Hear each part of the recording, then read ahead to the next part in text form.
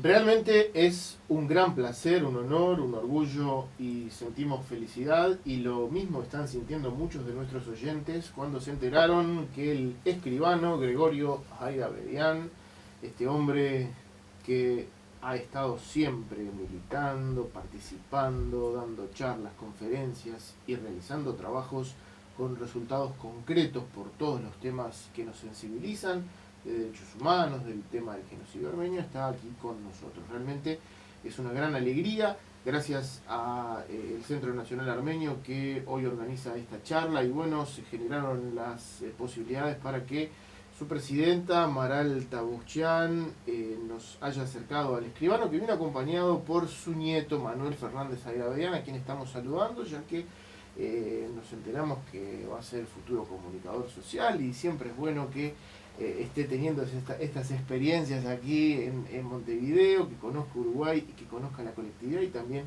a los medios. Este es un programa que, como siempre lo hemos dicho, está abierto a todas las inquietudes, a todas las iniciativas y por ello, teniendo al escribano Gregorio Airabedián, sobre quien hemos hablado mucho y quien ha hablado en nuestro programa ya en contactos telefónicos, aquellos que quieran hacer preguntas o hacer comentarios, tienen nuestro celular para SMS 09969 0969, el teléfono de la radio 2409-0837, está el Facebook abierto también y tenemos el email que todos ustedes conocen. Escribano Airabedián, querido Coco, bienvenido a Uruguay nuevamente. Muchísimas gracias. ¿No? Bueno, yo exageró un poco ya las cosas usted con respecto a mi persona, pero bueno.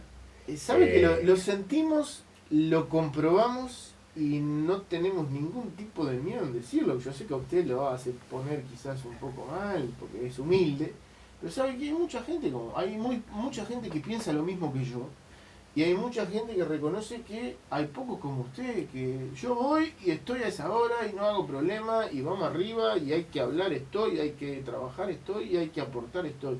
Y realmente hay que decir esas cosas. No, está bien, yo estoy de acuerdo con usted, pero no soy, diremos así, un elemento con esas características, sino simplemente a lo mejor me caracterizo por cierta audacia, Ujú. cierta manera de pensar diferente, ciertas provocaciones que formulo muchas veces en mis charlas, pero en definitiva participo de esta cuestión, no solamente de esta cuestión, porque siempre también estuve en la política nacional argentina, militando invariablemente en las bases. Nunca tuve, excepto cuando era muy joven, tuve candidatura, pero después me dediqué al estudio de la política como una ciencia, y eso es lo que me ha facilitado al mismo tiempo poder enfocar el tema armenio de otra manera.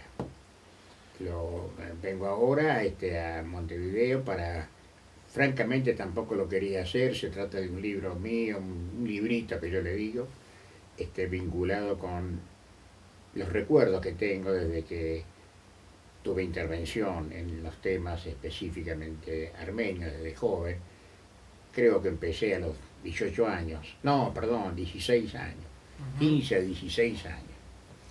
Hasta ahora, que tengo 82, unos cuantos años, ¿no? Y cuénteme, si bien la presentación se va a hacer hoy, pero me gustaría saber la motivación de publicar ese libro, de revelar todos esos detalles para toda digamos, para todos los que lo queremos y queremos saber. Claro. ¿Qué hay en esa idea de crear el libro? ¿Cómo surgió? La motivación más elemental surgió de mi familia, de mis nietos, además que me decían, ¿por qué no escribí las cosas que...? Porque me escuchaban hablar, me escuchaban discutir sobre el tema, me escuchaban, muchas veces también tenían acceso a las cosas que yo escribía, y me dicen, ¿por qué razón no publicas algo, por lo menos para tener? Y en realidad,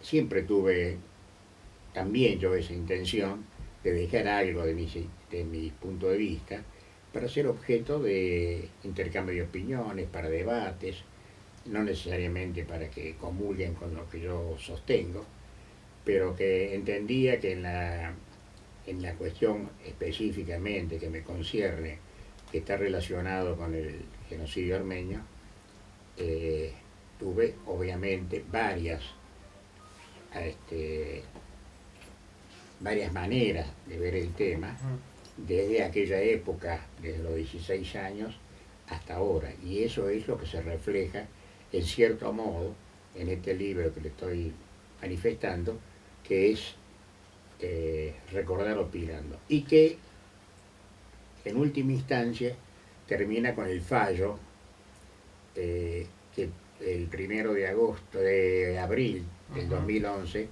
fue dictado por la justicia argentina, reconociendo que el genocidio había sido tal, es decir, se tipificaron los hechos delictivos de la época, entre el año 1915 y 23, como genocidios, y se responsabilizó directamente al Estado de Turquía. En ese sentido, recuerdo, mantuvimos una conversación, apenas nos enteramos, me acuerdo que estaba previsto aquí ese año, ustedes lo recordarán también, el acto del 24 de abril, y debido a toda esa novedad, porque no había antecedentes, el escribano viajó a Montevideo y el 24 de abril de ese año estuvo en la Plaza Armenia dando un discurso junto a la intendente de Montevideo, Ana Olivera. Escribano, el fallo es un hecho real, es un hecho probado, el juez Ollarvide lo leyó, está publicado, la justicia argentina reconoce lo que todos nosotros decíamos que era verdad, pero no había una sentencia y no había algo. Claro. Creo que quizás había sentencias de los tribunales militares turcos que consideraban que los militares habían cometido delitos, pero no existía la tipificación del delito de genocidio. Ahora bien, el mundo, ese trabajo que usted hizo, ¿lo entendió? No. ¿Lo analizó? No, tampoco. Y esa es la razón por la cual publiqué lo que publiqué, porque en algunos casos no se entiende bien, y en otros casos no les interesa entender bien. Son dos cosas diferentes. Eso es más grave. Es más grave. Cuando tuve oportunidad de ir a Armenia en el año 2005, que se hizo un congreso precisamente sobre la cuestión del genocidio, bueno, ahí no tuve oportunidad de explicar, primero porque no lo podía hacer en Armenia exclusivamente, mi armenio es básico, es un armenio de casa, no para explicar temas jurídicos, y segundo porque a la audiencia, a los organizadores, les interesaba poco lo que se hacía en un país muy lejano como Argentina o Latinoamérica, subestimada casi todo por los participantes de ese congreso, que en su gran mayoría provenían de Estados Unidos y de Europa. De modo que la presencia nuestra, yo veo por ejemplo la actividad que tienen ustedes acá en Uruguay, usted podrá comprobar después que eso en Armenia es algo... Lo hemos denunciado, incluso como lo está diciendo usted con más propiedad. Ahora, me preocupa un poco desde el punto de vista de la Argentina, de los juristas argentinos, los responsables de asuntos internacionales. Saquémosle el tema armenio, porque yo creo que ellos están en otra y no tienen quizás la capacidad como para entender de que este es un tema de derechos humanos, un tema de política internacional y que se debe manejar de ese tipo en ese tipo de nivel. Al otro nivel, porque usted nos había prometido, nos había dicho, bueno, ya yo cumplí una etapa, ahora es un tema que lo tienen que estudiar los expertos, si esto se va a algún tribunal penal internacional, si se presenta en algún lugar, en algún foro, llamémosle Naciones Unidas, etcétera, etcétera. Me había dicho usted que el rumbo no estaba claro de cómo debía seguir. ¿Hay alguna novedad en ese sentido? Bueno, novedad en cuanto a las aspiraciones que tenemos nosotros en ese sentido, ¿no?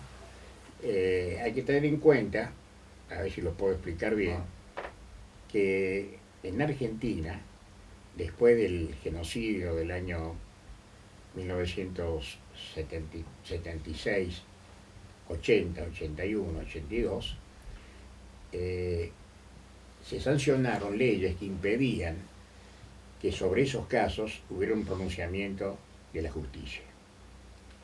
Entonces se recurrió a un viejo derecho que proviene de la antigüedad griega, que es el derecho a la dignidad de las personas, el derecho a la verdad y a la dignidad. ¿Qué pasó con mi familia? ¿Dónde está su cuerpo? Queremos velarlo de acuerdo a nuestras conceptos, concepciones religiosas o no religiosas.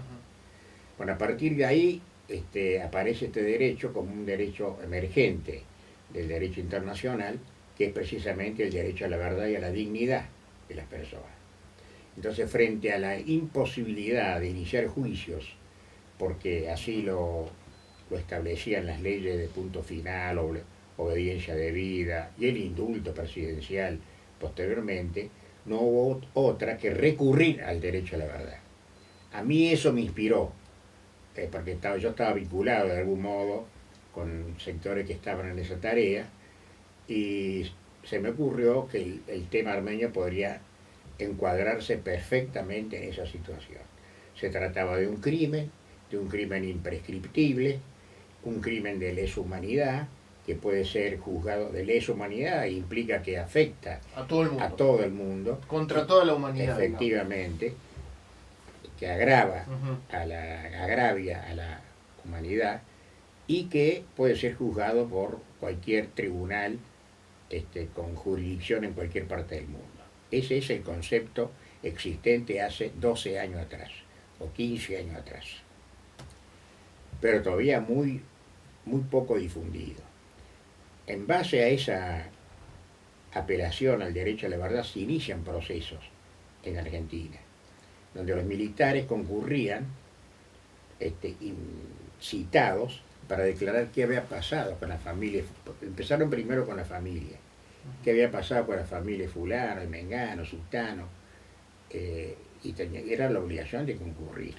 Y la obligación de concurrir significaba que ese militar se tenía que manifestar.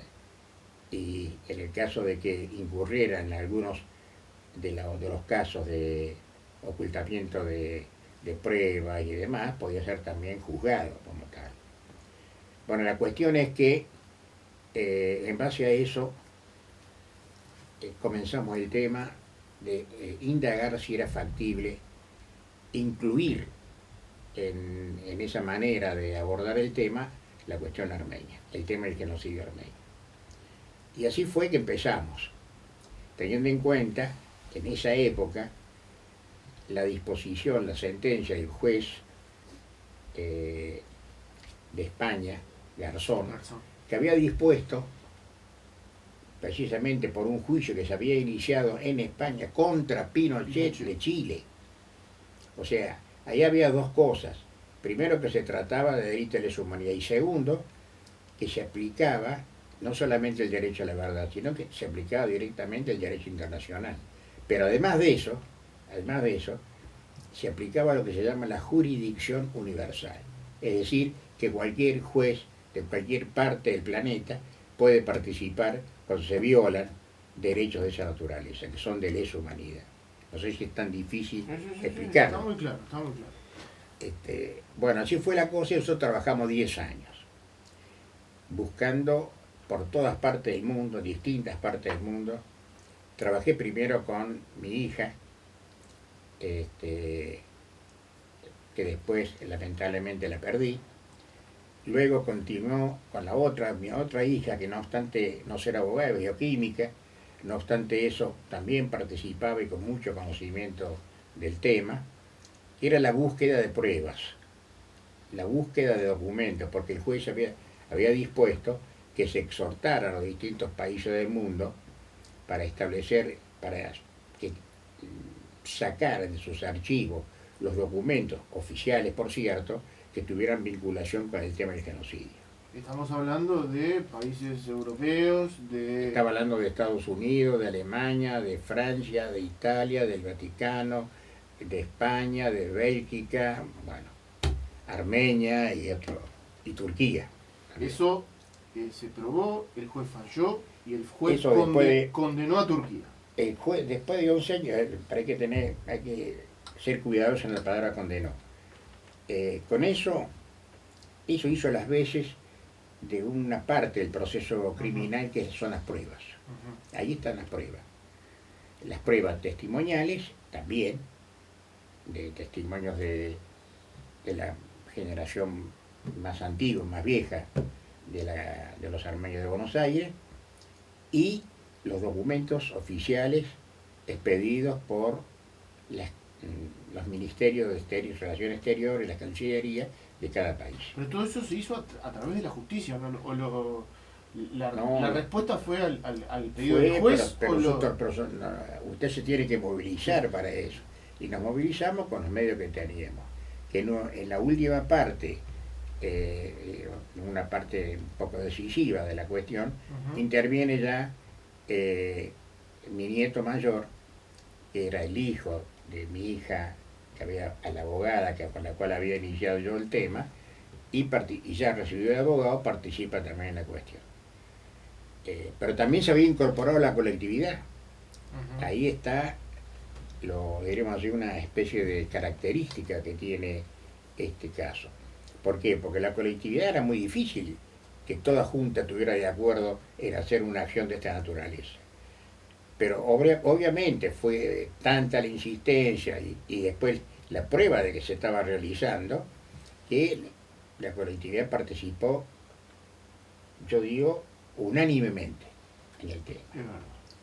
Y de esa manera nosotros pudimos facilitar la tarea de 11 años que termina con una sentencia, y acá quiero dejar bien en claro lo que significa eso. ¿La sentencia responsabiliza al Estado turco? Claro, pero déjeme decirle cómo.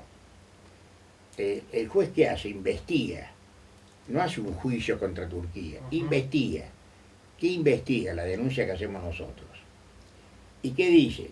Que los hechos investigados son delitos que se tipifican como genocidios y que la responsabilidad de la organización y ejecución de ese crimen es el Estado de Turquía. Y que esa resolución declarativa tiene los efectos de una sentencia definitiva, para que nosotros la hagamos valer donde fuere. Y el Estado turco hoy tiene sus responsables en las actuales autoridades, en los gobernantes de Turquía. Efectivamente. Y por eso las reacciones de Turquía, y por eso el revuelo que se armó, y por eso toda la situación. De eso vamos a abundar en detalles.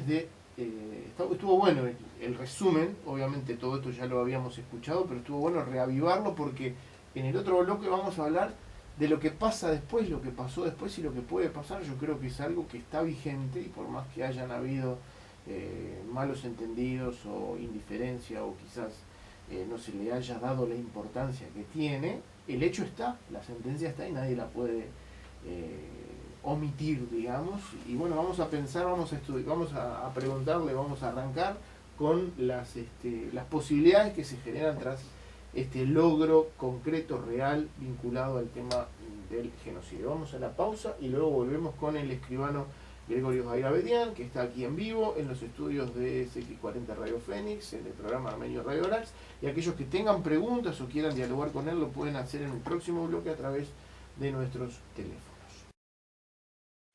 Seguimos en diálogo en vivo con el escribano Gregorio Hayrabedian, y evidentemente el tema derivó en lo que obviamente a todos nos interesa: el genocidio armenio, delito contra toda la humanidad. La justicia argentina, el juez Ollarvide, tras el juicio iniciado por el escribano Gregorio Hayrabedian, por toda su familia y apoyado por todas las instituciones de la colectividad armenia, resultó con un fallo en el cual se responsabiliza al Estado turco de haber cometido el genocidio. Las pruebas están, el fallo está, lo que dialogábamos en el bloque anterior con el escribano Gregorio Hayrabedian. ¿El resumen está bien, Gregorio? Está perfecto.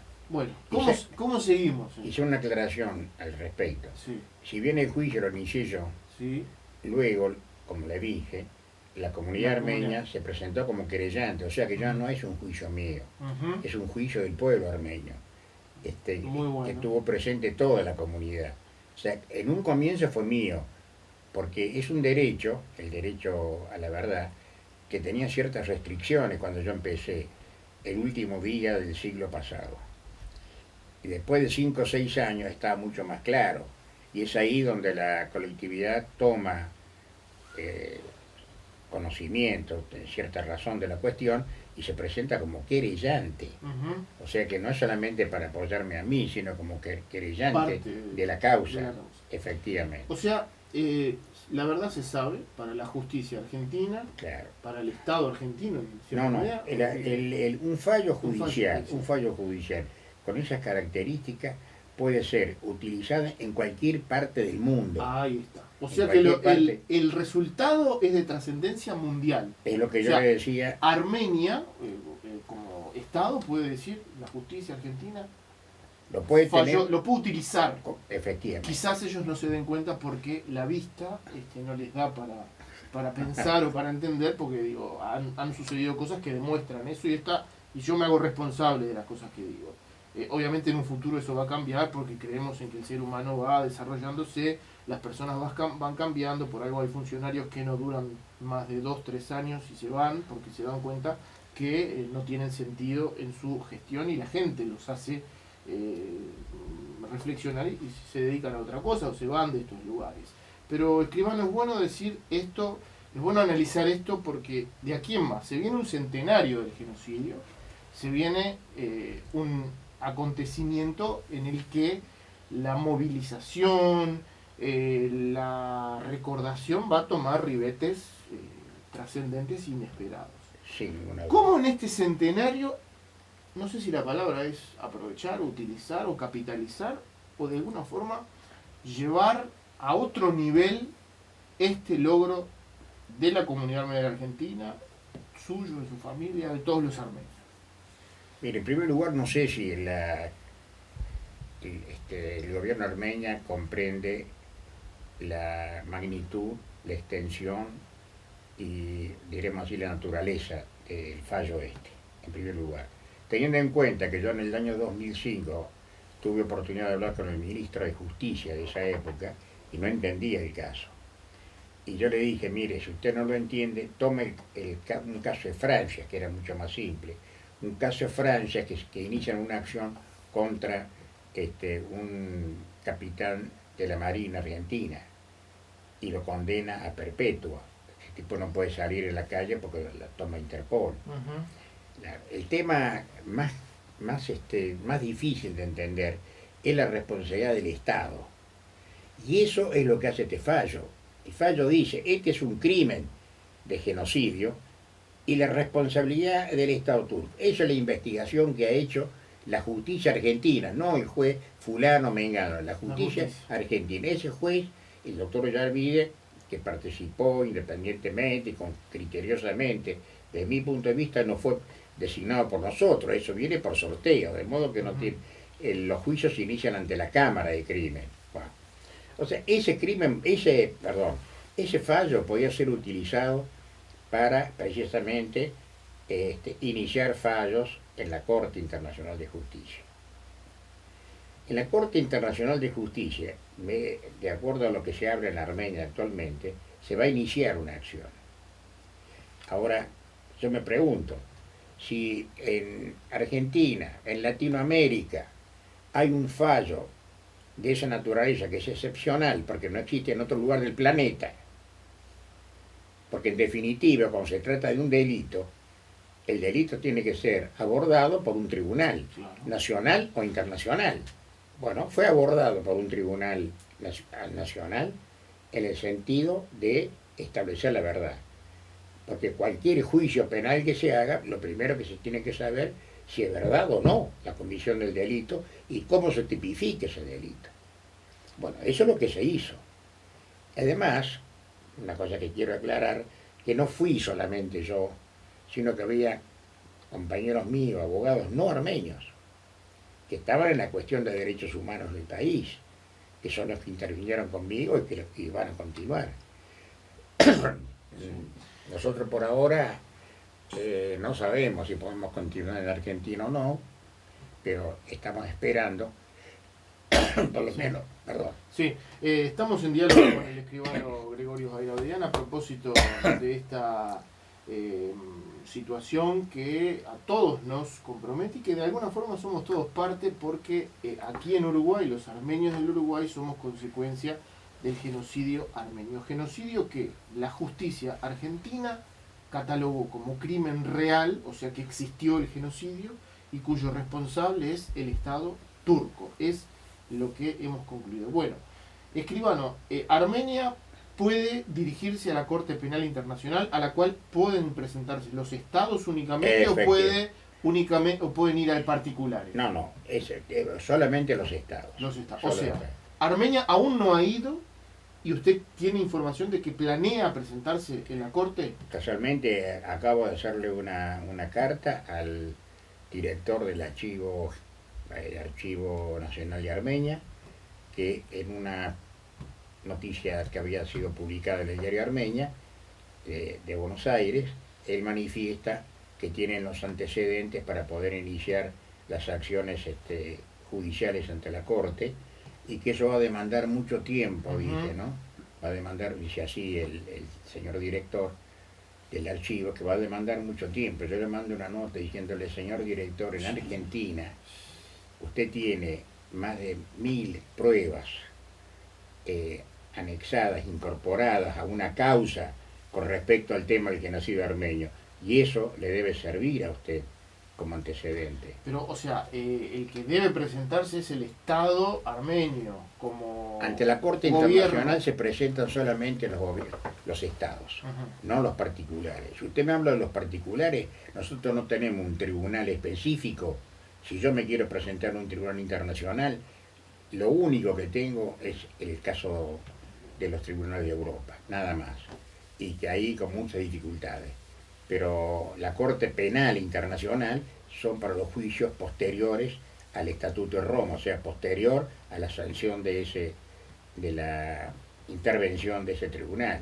De modo que no tenemos nosotros, tenemos o el país en que estamos, que podría ser eventualmente, o a través del gobierno de Armenia, o a través de un juez de Armenia. Porque también un juez de Armenia podría iniciar las acciones. O yo podría iniciar las acciones ante un juez de Turquía, si es factible hacerlo. Claro. Pero una persona sola es muy difícil que lo haga. Ahora, el Estado armenio es precisamente el sujeto de derecho que puede ejercer precisamente, que puede iniciar la demanda teniendo en cuenta esta resolución. Y viendo la realidad, o sea... pero no estoy diciendo que necesariamente los abogados de Armenia entiendan esto. Yo lo que les digo, señores, en Latinoamérica, claro, se han iniciado en Latinoamérica fundamentalmente, donde han tenido lugar diversos genocidios, se han iniciado acciones judiciales de esta naturaleza. Entonces hay que buscar un poco en la jurisprudencia qué pasa. Porque si ustedes se limitan solamente, y por ejemplo, he conversado con un abogado de Estados Unidos que me dice, no, dice, pero nosotros no podemos hacer eso. Bueno, ustedes no pueden hacer eso.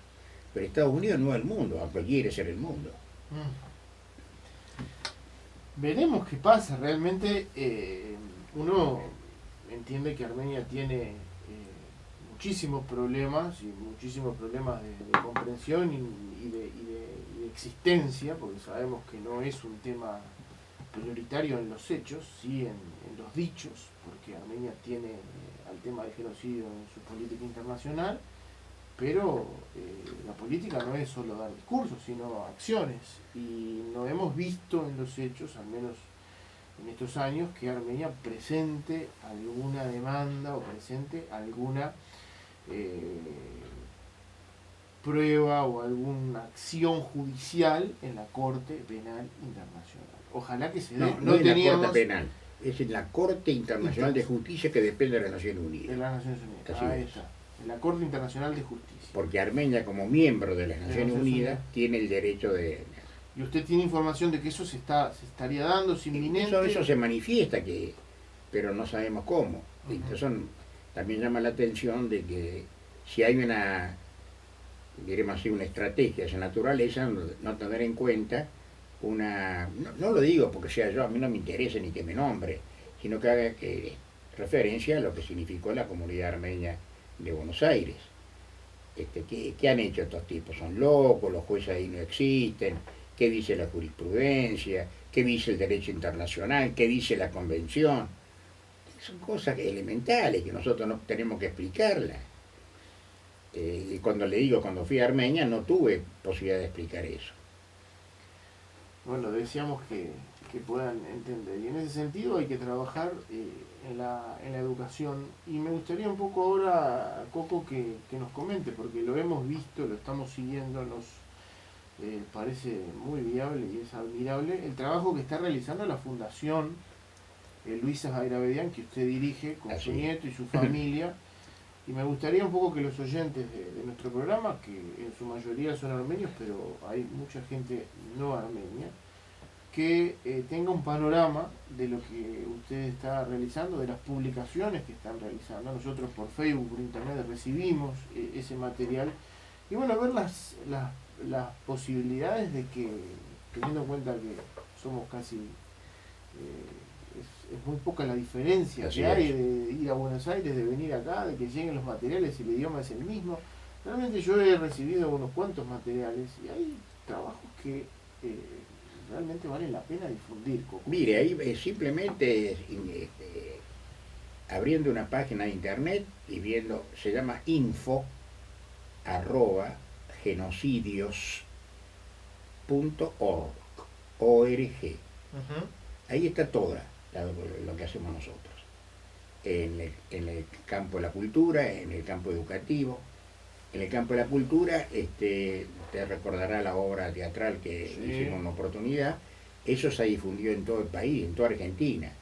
O sea que la intención nuestra no es que o mejor dicho, no abordamos esta cuestión como una cuestión específicamente armenia. Es armenia por su particularidad, pero se trata de un tema universal, por su contenido.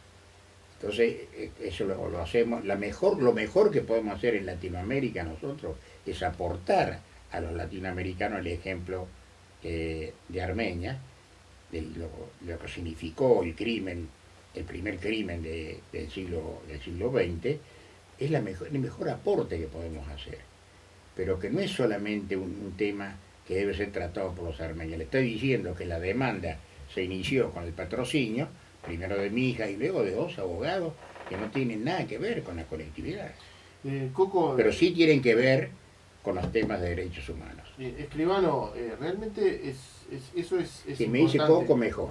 ¿Coco le gusta? Sí. Le digo Coco, entonces. A mí me gusta más también. Coco, en estos últimos años hemos visto cómo los habitantes de Turquía y activistas turcos han tenido una actitud de coraje realmente y han actuado en consecuencia, han lanzado campañas, han recordado el 24 de abril en la plaza Taksim. El año pasado nos enteramos que en Turquía activistas turcos y kurdos recordaron a los 20 mártires en Chakian en la misma plaza Sultán Bayazid. El año pasado vino Ragep Zarakolu y un activista turco hablando a favor del reconocimiento del genocidio armenio. ¿No cree que en parte también es una dirección a seguir trabajando? O sea, que los mismos turcos trabajen en el sentido del reconocimiento del genocidio armenio. Hay muchos profesores, está el hijo de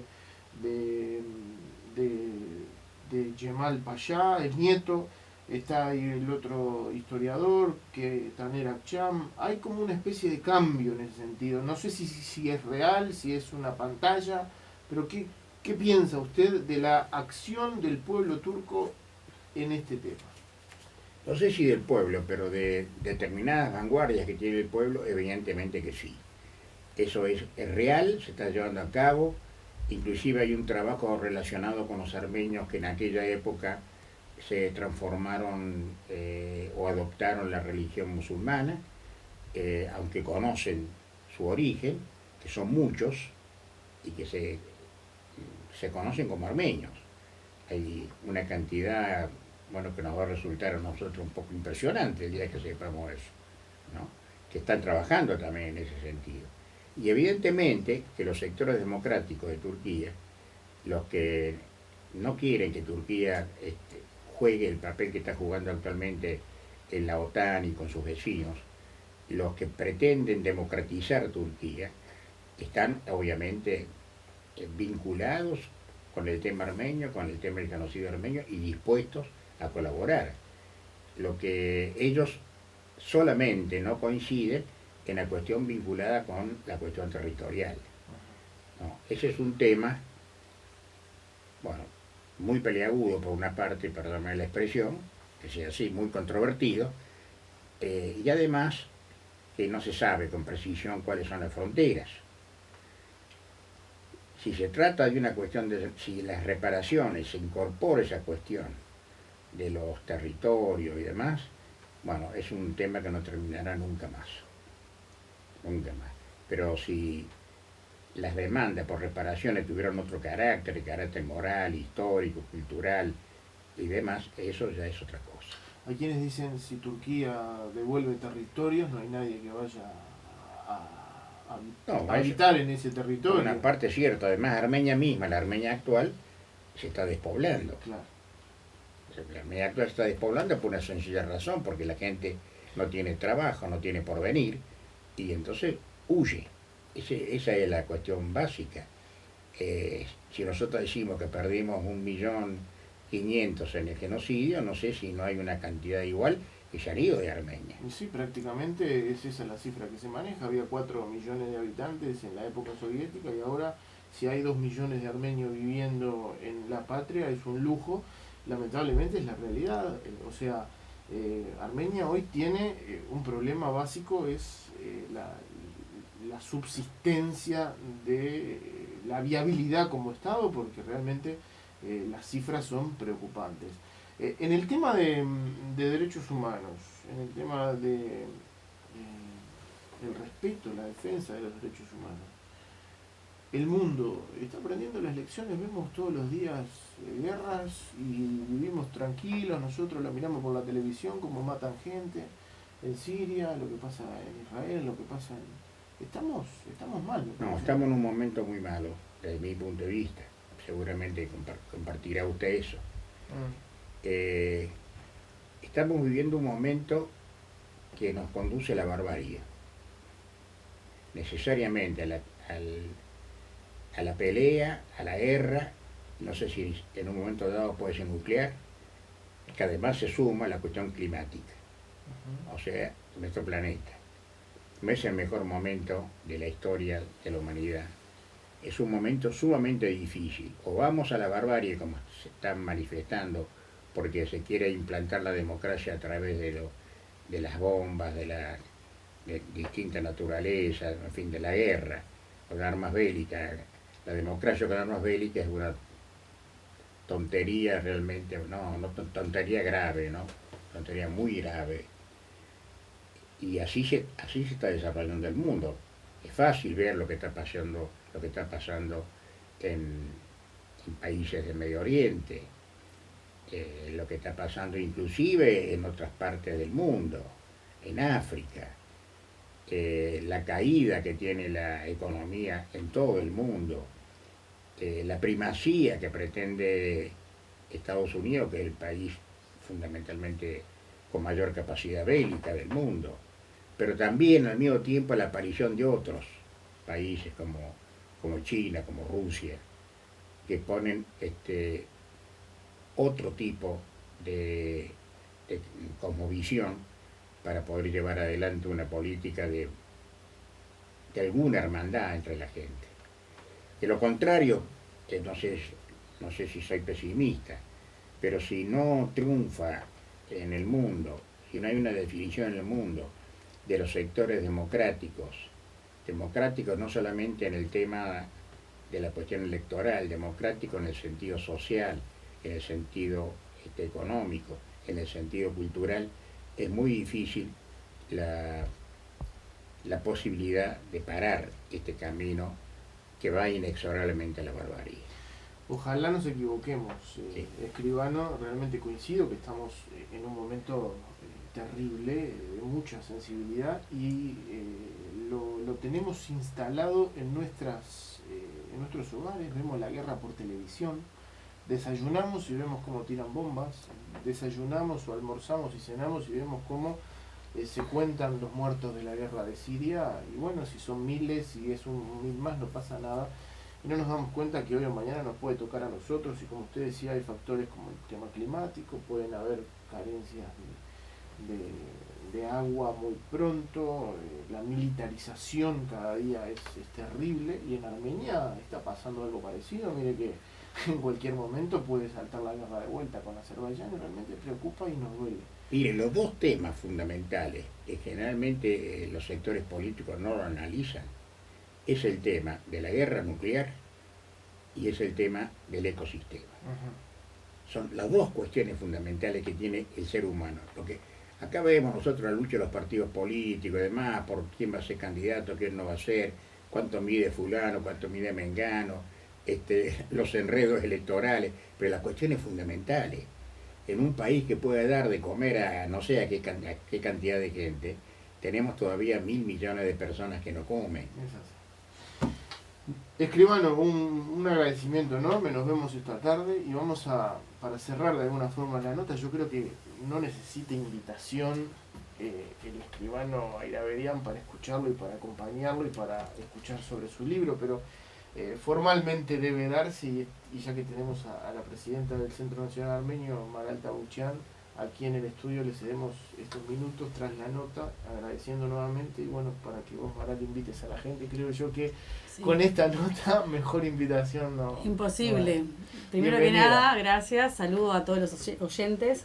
Me parece que sí, las palabras estarían de más, pero los esperamos a todos hoy en el Centro Nacional Armenio, porque esta fecha para nosotros, más allá de la recordación de los 71 años de la Armenia soviética, es una fecha que nos hemos tomado para plantearnos este tipo de cosas y que sean para autocrítica y para ser mejores y para plantearnos el futuro y cómo vamos a plantearnos las cosas del futuro. Esto que escuchamos ahora del escribano nos da un aporte impresionante. Vamos a tener también al profesor Álvaro Rico, investigador en derechos humanos, en los temas de que justamente estamos hablando, y nos va a dar un aporte para que nuestros jóvenes también nos planteemos cómo vamos a insertar el hecho del genocidio armenio, no solo como una causa armenia, sino como una causa de derechos humanos, y eso me parece que un trabajo que tenemos que hacer a la interna de nuestras colectividades, ¿no? Empezar a ver que nosotros tenemos que dar mucho aporte a la sociedad toda para que el mundo también entienda que esto no es solo algo de un pequeño país, sino que es una causa más allá de eso. Muy bien, Maral. Escribano. No, quiero agregar una cosa muy simple. Lo escuchamos. Porque hoy se conmemora precisamente la incorporación de Armenia a la Unión de Repúblicas Soviéticas Socialistas. Ese fue el gran paso histórico que nosotros de jóvenes muchas veces no lo entendíamos por una serie de cuestiones culturales y doctrinarias incorrectas de mi punto de vista, porque miramos las cosas de otra manera. Fue el único periodo de la historia armenia, si usted toma de los siglos XIII en adelante, que tuvo un país, que tuvo cerca de 4 millones de personas, que fue un Estado que creció en todo sentido, que tuvo también sus grandes errores, que tuvo también sus desviaciones y que tuvo también su caída, pero evidentemente es una cuestión sustancial en la vida del pueblo armenio haber vivido 70 años en un sistema que le permitió, en primer lugar, justicia social. No temer de su vida. Claro, seguridad. Seguridad. La justicia social, obviamente, y el gran desarrollo educativo y científico del pueblo. Muchas gracias. Mañana nosotros vamos a hablar en detalles de esto del 29 de noviembre, vamos a tener un contacto internacional al respecto. Hoy la base era la entrevista con el escribano Ayravedian. Ustedes saben nuestra opinión, nosotros creemos en la continuidad de la historia. Existió la Primera República, la República de Armenia, que se funda tras el genocidio, tras Ardrabat, el 28 de mayo. Luego las circunstancias de esa república generaron que sea inevitable para que Armenia subsistiese la llegada del Ejército Rojo y la formación de la Armenia soviética, porque si no desaparecía Armenia. Y lo que pasó en los 70 años con cosas malas y cosas buenas, yo creo que las cosas buenas superan a las cosas malas. Y hoy cuando se habla de Armenia y cuando se visitan los lugares, casi todo eso que se visita y se elogia se hizo durante la Armenia soviética. Y cuando elogiamos a nuestros valores culturales, artísticos, científicos, etc., Aram Khachaturian, Víctor Han Parzumian, Silva Gabudikian, los cantantes que elogiamos, toda esa generación se formó en el periodo soviético y no se puede desconocer. Nos vemos esta tarde. Muchas gracias, Escribano, muchas gracias, Maral. Estamos realmente contentos de haber realizado esta nota. Escribano, seguimos en contacto y vamos a trabajar duramente por todas esas cosas que se hicieron, que se tenga el resultado, porque se trata de un tema de justicia y se hará justicia, Escribano. Muchas gracias, muchas gracias. Un abrazo, gracias. Gracias.